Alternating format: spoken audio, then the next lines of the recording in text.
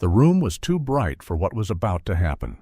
Fluorescent panels hummed above the mahogany conference table, a manufactured daylight that cast no shadows until the wrong slide appeared. Caleb Winslow had strolled to the podium like a young senator on the campaign trail, the USB clasped in his manicured hand like a talisman. He spoke about transformation, disruption, innovation. But when the fourth slide bloomed on the screen, all that confidence drained out of him. It wasn't projections of market penetration or sophisticated data visualizations. It was something far more dangerous. The truth. And at the back of the room, Tessa Blake, 11 years into her quiet tenure, sat with her hands folded, watching the spark catch fire. But to understand how the flames reached that boardroom, we rewind. Tessa had never been the sort to command a room. She didn't own designer suits or wear confidence like a perfume. She wore practicality, sensible flats, a coffee stain from a debugging session that stretched past dawn, hair tied back in a knot designed for efficiency, not allure. What she carried into work each day was not charisma, but competence, the kind that had kept Medic's data alive through 2 near bankruptcies. She built systems no one else could build, patched frameworks no one else could salvage. Her legacy code, the phrase tossed around like an insult, powered 80% of the company's backbone. Legacy to her meant survival. To others, it was dead weight.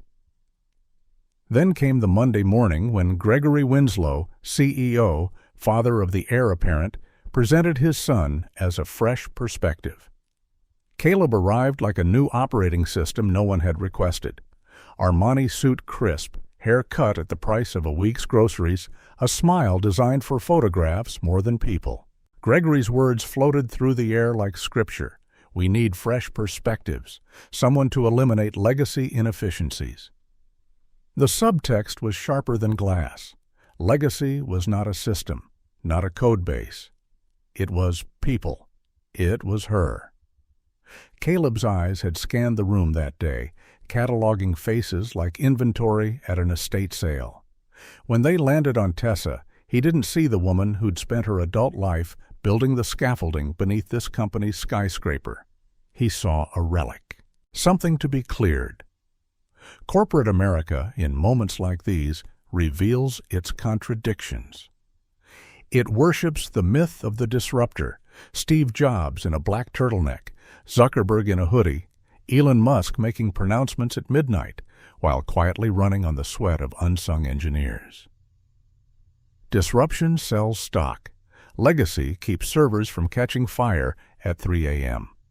But no one writes glossy profiles about debugging sessions. Caleb had been hired to be a symbol, not a worker.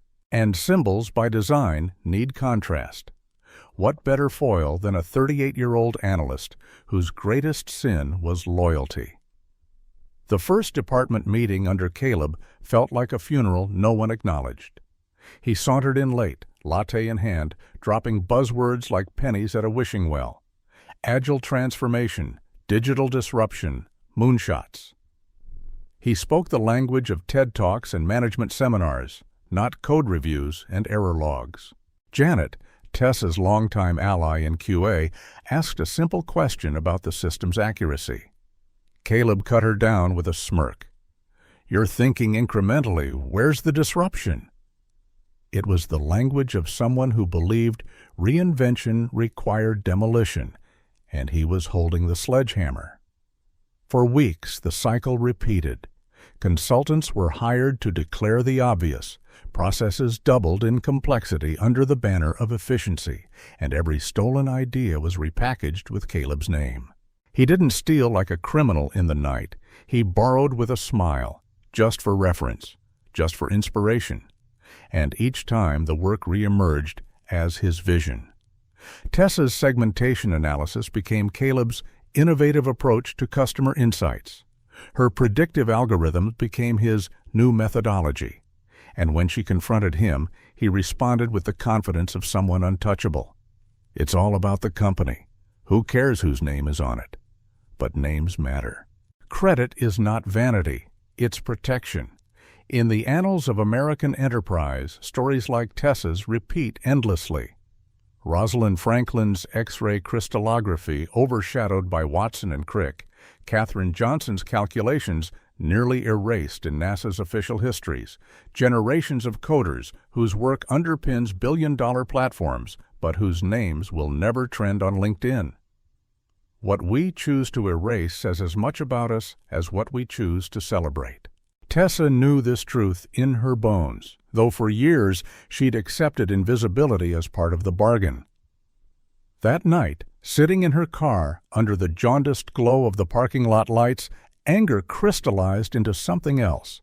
Not grief, not resignation, but a sharp resolve. If Caleb wanted her work, he could have it. Every polished slide, every elegant model. But he would also inherit something else, the one thing he never thought to check, the metadata, the paper trail, the breadcrumbs that always remain when you believe history is yours to rewrite. And so the trap began, not with sabotage, but with precision. She made copies, documented logs, compiled emails. Every request Caleb sent, "Mind if I borrow this?"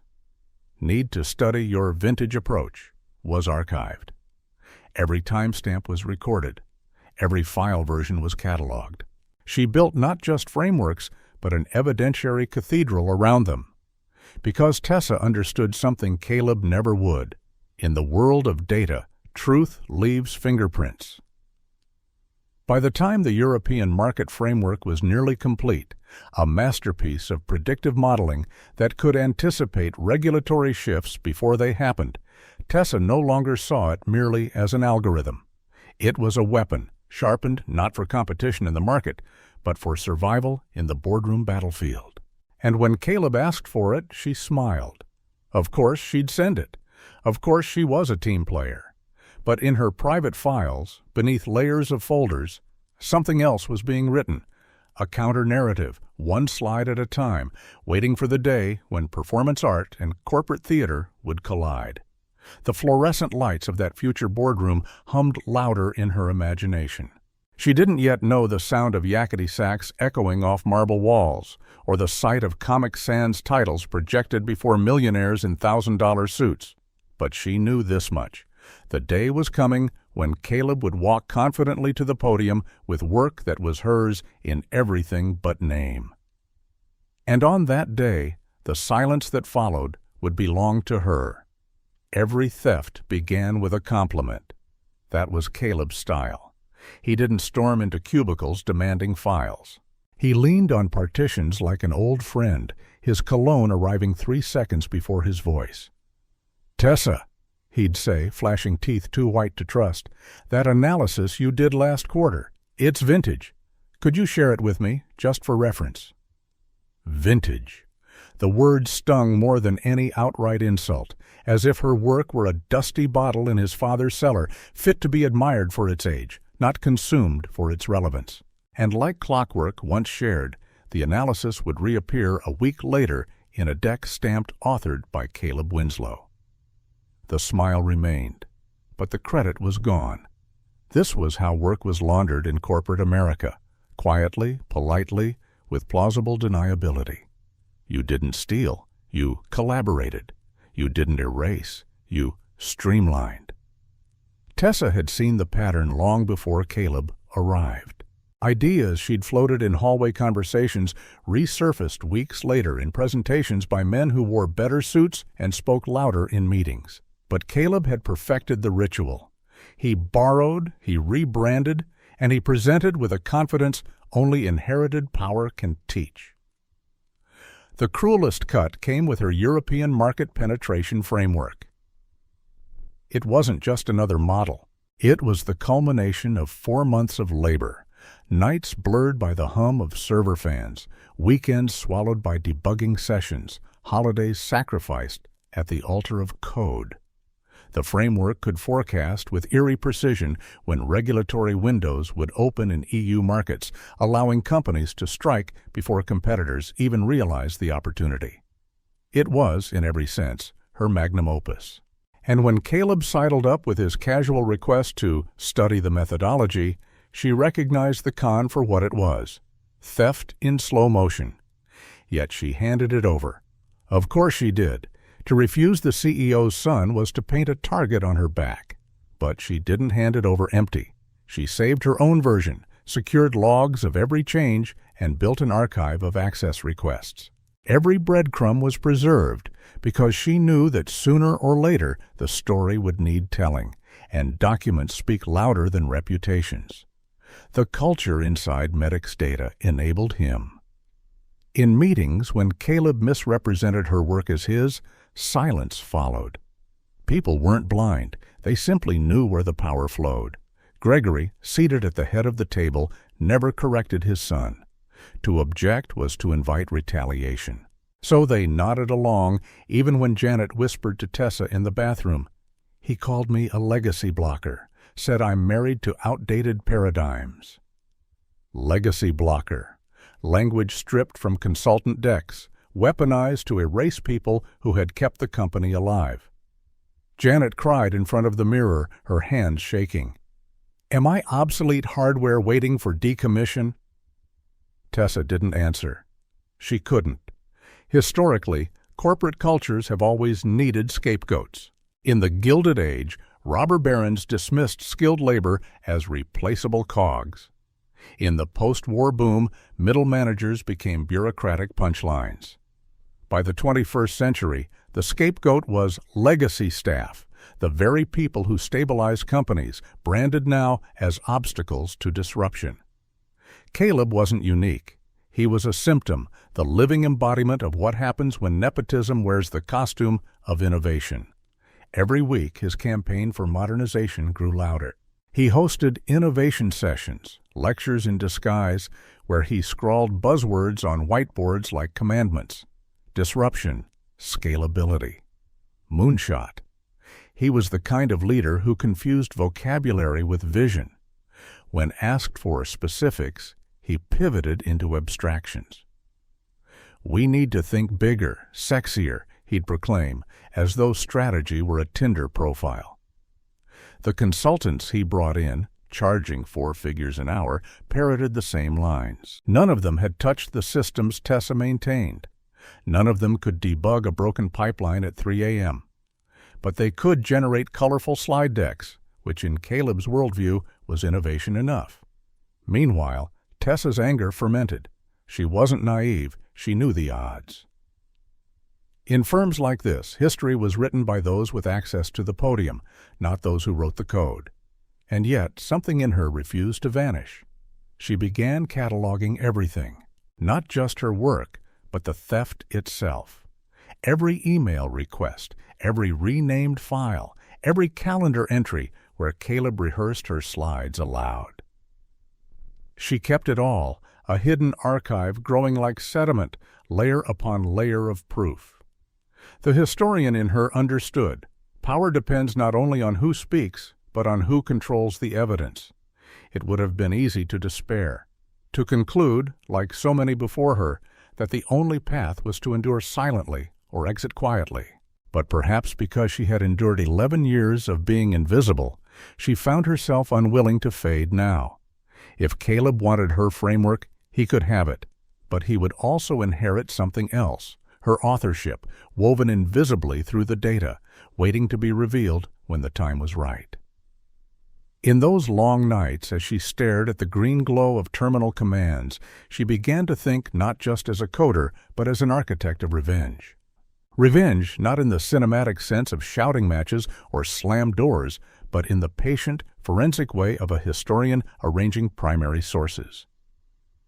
She would let him take everything he thought was his, and then, at the moment when he believed the narrative secure, she would let the document speak. Not her voice, not her accusations, the unassailable truth of logs, properties, and metadata. Because in a world that fetishized disruption, Tessa Blake understood the quietest disruption of all, simply letting the evidence surface. And when it did, no CEO's son could smother it with a smile. The night she built the decoy, the office was nearly empty. Servers hummed in the distance, a mechanical lullaby. She opened her framework, the polished 4-month masterpiece, and duplicated it. The copy looked identical. Every chart, every bullet, every animation was preserved. And then she began to lace it with poison. Not malware, not sabotage in the Hollywood sense, but something subtler, more elegant. She replaced data sets with research on nepotism's effect on corporate failure. She embedded screenshots of her own email exchanges with Caleb. She planted metadata trails that pointed straight back to her. She even swapped in Comic Sans headers, a joke so small, so petty, so deliciously cutting that she laughed aloud in the silence of the cubicle farm. And for the final flourish, she set an animation of dancing spreadsheets to Yakety Sax, the saxophone riff that turned panic into slapstick. The beauties of the trap lay in its plausibility. The first 3 slides were untouched, pristine. Any cursory glance in a rush of pre-meeting nerves would confirm what Caleb expected. He would not check further. Arrogance has always been the thief's blindfold. When he stood before investors with his father's eyes on him, when the future of his career dangled from the ceiling like a chandelier, he would stride directly into her evidence. Corporate theater always looks the same. The room itself becomes a stage. Polished wood, gleaming water glasses, foreign investors in tailored suits, a CEO at the head of the table like a monarch surveying vassals. What matters is less the content than the performance. If a man speaks with enough confidence, a room full of millionaires will nod. But the flip side is equally true. When confidence cracks, silence becomes the loudest character in the play. That Friday, the cast assembled. 4 investors, 2 from France, 2 from Japan, sat with tablets poised. Gregory Winslow occupied the front row, his face a mask of fatherly pride and corporate certainty. Caleb entered last, late but glowing, Armani armor in place, cologne preceding him like an announcement. In his hand, the silver USB, the Excalibur he believed would knight him as the company's savior. "Ladies and gentlemen," he began, his voice smooth, borrowed cadence from prep school debates. Medic's data stands at the precipice of transformation. What I'm about to show you isn't just analytics. It's the future of pharmaceutical intelligence. Tessa sat at the back of the room, expression unreadable, hands folded. She recognized her own words in his opening line, stolen verbatim. Slide 1 appeared, polished, professional, company logo spinning into place. Slide 2, industry overview, market trends, just as expected. Slide 3, growth projections, clean and convincing. Caleb relaxed, gesturing confidently. This was his moment. And then, slide 4. The chart that materialized was not about market entry timelines.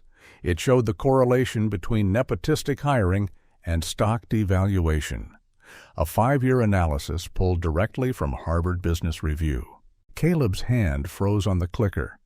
A cough echoed from the investor's side of the table. Gregory shifted, jaw tightening. Caleb stammered, technical difficulties, and clicked forward. Slide 5 bloomed. Case studies of high-profile collapses tied to unqualified leadership. The French investor, Madame Dubois, raised a brow.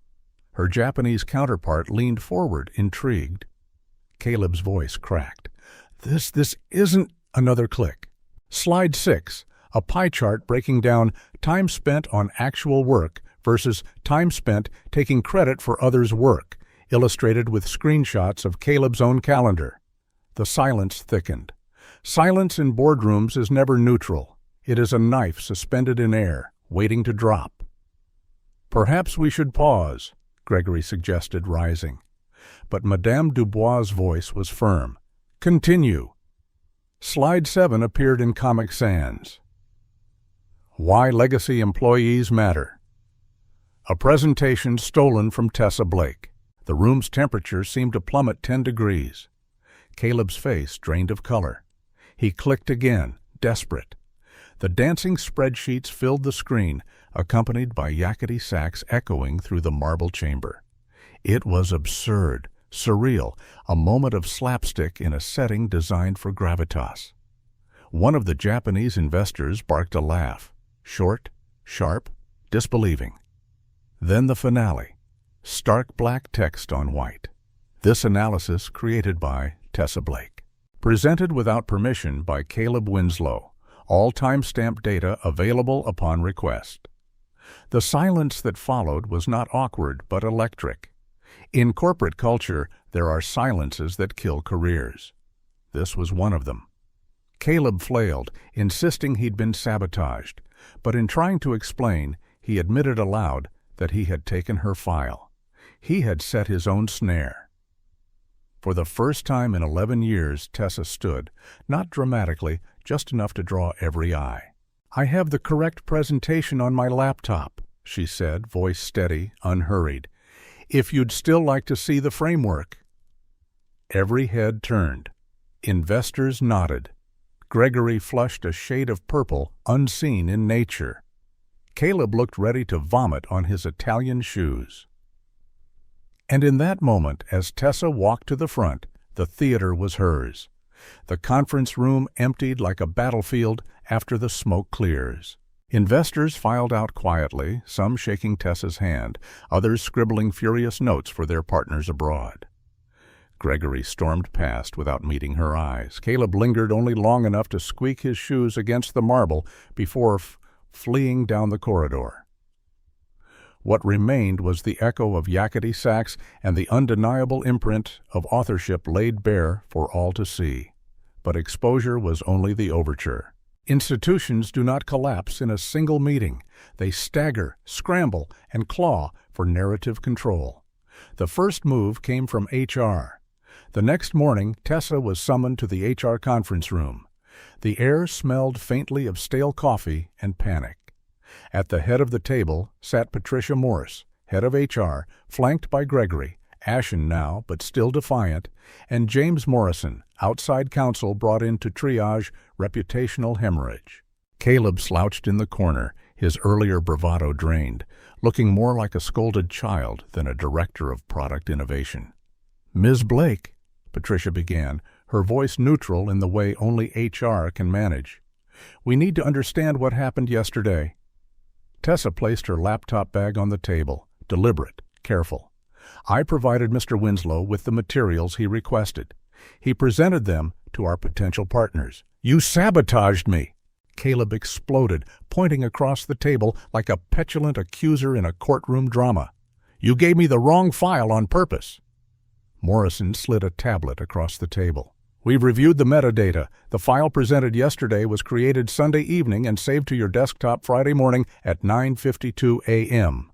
His voice was crisp, almost surgical. "That doesn't align with the correct file Ms. Blake uploaded Thursday night at 11:23 p.m. Caleb stammered. That's impossible. She must have switched." Morrison cut him off. "Or perhaps you downloaded the wrong version.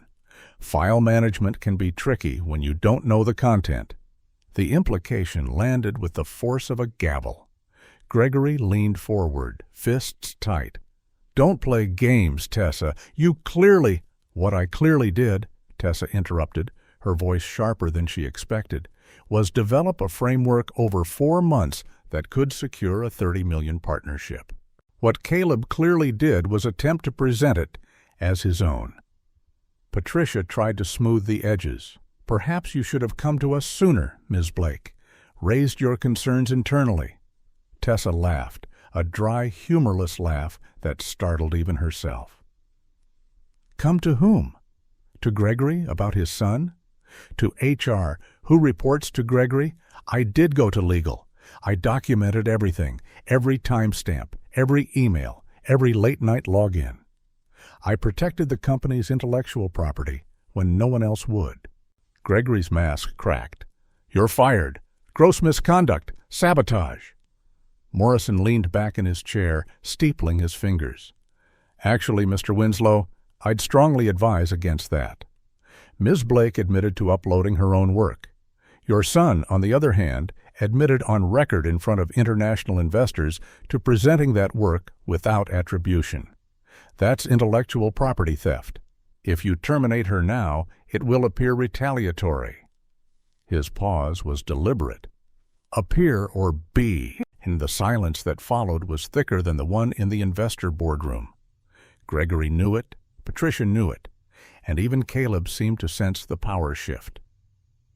The company had stumbled into a governance crisis, and the scapegoat they wanted to fashion out of Tessa had come armored with receipts. Within 24 hours, word spread that an emergency board meeting had been called. Members who usually appeared via video jetted in overnight. This was no longer about one presentation, it was about systemic rot. The boardroom looked different when she entered it. Gone were the performative smiles, the confident chatter of executives rehearsing lines. The atmosphere was grave, as though the walls themselves knew something sacred was being weighed. Thomas Kumar, the company's largest shareholder, chaired the session. "Let's cut to the chase," he began, eyes narrowing at Gregory. "We have a governance crisis. Our partners are questioning our leadership, our practices, and our integrity." He turned to Tessa. "Ms. Blake, we need to understand exactly what happened." She distributed binders, old-fashioned paper, because analog evidence carries a weight digital never can. Inside, development logs, access records, email trails, and security footage. Every page told the same story. Her work, requested under false pretenses, stripped of attribution, and paraded under Caleb's name. Board members leafed through the evidence, brows furrowed. Stephanie Walsh, one of the senior members, tapped a page. "This is extensive and damning." Gregory muttered, "Obsessive." "Thorough," Kumar corrected, without missing a beat. Caleb, cornered, tried to mount a defense. "I may have been overzealous, but I just wanted to prove myself." "Overzealous?" Dr. Elizabeth Sterling, another board member, raised her voice. "You committed fraud." The word landed like a stone in water, rippling outward. Fraud. A word no board likes to hear. By the end of the session, Caleb was terminated effective immediately, security scheduled to escort him out. Gregory was placed on administrative leave pending a full investigation. Patricia's HR department, complicit in burying complaints, faced restructuring. The audit revealed that Caleb had appropriated work from 17 different employees in just 6 weeks. What had seemed like isolated theft was now exposed as systemic plunder. The board turned to Tessa. "What would it take for you to stay?" Kumar asked. Tessa shook her head. 11 years of invisibility had crystallized into clarity. "Nothing. The culture here is broken. You can change the names on the doors, but in 6 months, another Caleb will arrive, and you'll expect me to train him, watch him steal again." "No, thank you." Her refusal hung in the room like a challenge, like a reminder that sometimes leaving is the most radical act of all. By Monday morning, the building hummed with gossip like a beehive knocked open. Caleb's meltdown in front of international investors had already acquired a name whispered in hallways: the Yakety Sax Massacre. Someone had clipped the absurd dance of spreadsheets from the presentation feed, set it to different songs, and leaked it online. Within days, it trended on FinTech Twitter, then bled into Reddit threads where users traded workplace revenge stories. R. Shore's anti-work crowned Tessa a folk hero. R. Shore's revenge replayed the Comic Sans slide like a sacred artifact. The internet had taken what was supposed to be Caleb's coronation and turned it into slapstick for the ages. Medix Data's stock began to tumble, slow at first, then accelerating like a landslide. By the end of the week, the company had lost 15% of its value. Clients who had witnessed the fiasco were discreetly reassessing their partnerships. Rumors circulated that European and Japanese investors had formally pulled out, taking $30 million off the table. Gregory's damage control memos leaked almost as quickly as he sent them, filled with hollow phrases about miscommunications and alignment issues. The market wasn't buying it. The brand was bloodied, and in the age of memes, blood in the water spreads faster than any press release. For Tessa, the fallout arrived in a different form: her inbox overflowing. Recruiters she'd never met reached out with subject lines like, "We saw your framework, let's talk." Former colleagues from long-forgotten departments sent quiet congratulations, attaching their own stories of being erased by louder voices. Even NextCore Analytics, a competitor she respected from afar, wrote directly, "We've been following your work. Would you be open to a conversation?" At first, she was wary. For 11 years, she had been invisible inside Medic's data. Now, suddenly, she was a commodity. Was this recognition real, or just opportunism born of scandal? But then she met Dr. Sarah Okafor, NextCore's head of strategic analytics, and something shifted. Sarah didn't speak in buzzwords. She didn't ask to borrow work for reference. She asked about methodology, assumptions, and edge cases. She treated Tessa not as a symbol, but as a builder. When Tessa visited NextCore's offices, the contrast was visceral. Where Medic's data was glass and ego, NextCore was warm wood and quiet confidence. No one flinched when executives walked by. Teams seemed genuinely engaged, not drained by fear. And in one corner office, a subtle joke waited. A whiteboard marked "Days since last dancing spreadsheet incident." 0. Sarah winked. "We'll reset it when you create your first viral corporate justice moment here." Back at Medic's data, the panic deepened. The audit uncovered not just Tessa's stolen framework, but 17 other instances of Caleb appropriating staff work. Consultants discovered Patricia in HR had been receiving kickbacks from firms Caleb hired. The arat ran deeper than anyone wanted to admit. Shareholders demanded Gregory's suspension. Clients paused renewals. The gossip mill rebranded the company as Medic's debacle. The reputation that took decades to build unraveled in a matter of weeks. Tessa didn't gloat, not exactly. But there was satisfaction in watching the company finally reap what it had sown. For years she had been told to be a team player, to swallow her pride while others took the credit. Now her refusal to stay quiet had saved not only herself, but countless others who might have wasted more years in that toxic labyrinth. The internet memes captured what the press could not. Someone cut the boardroom footage to Beethoven's Ninth, spreadsheets marching like a chorus of fate.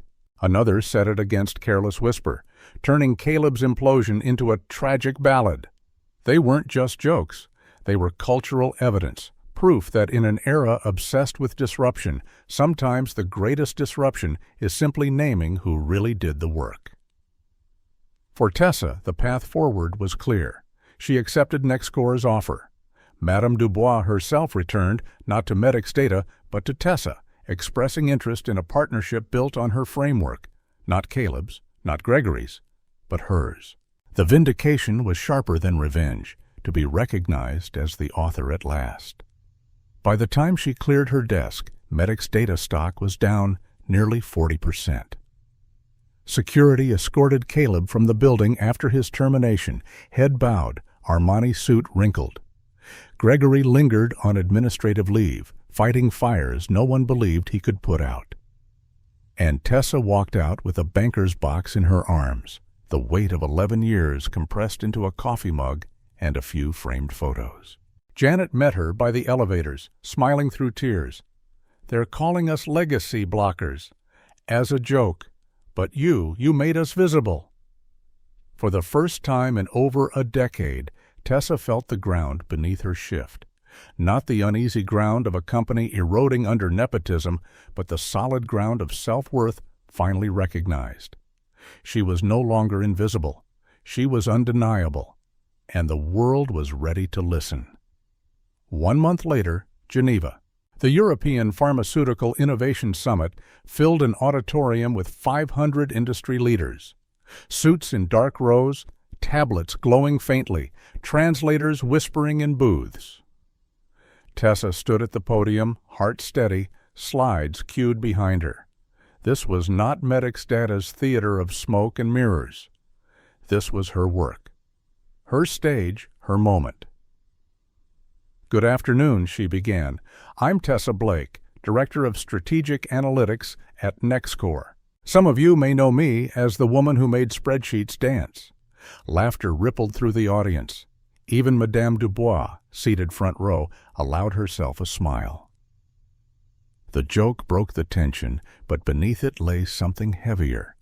The knowledge that everyone in the room had seen the collapse of Medic's data and the exposure of theft dressed as innovation. This framework, Tessa continued, was built over 4 months. It forecasts regulatory windows across European markets with 94% accuracy. But it represents something more than an algorithm. It represents a principle. Your work, your name, your credit. Accept nothing less. Slide by slide, she guided the audience through predictive models, competitive analyses, and validation studies. But what captivated them was not only the numbers. It was the story, how invisible labor had been appropriated, how receipts had forced truth to the surface, how recognition had finally matched contribution. The applause rose like a tide, first polite, then insistent, then standing.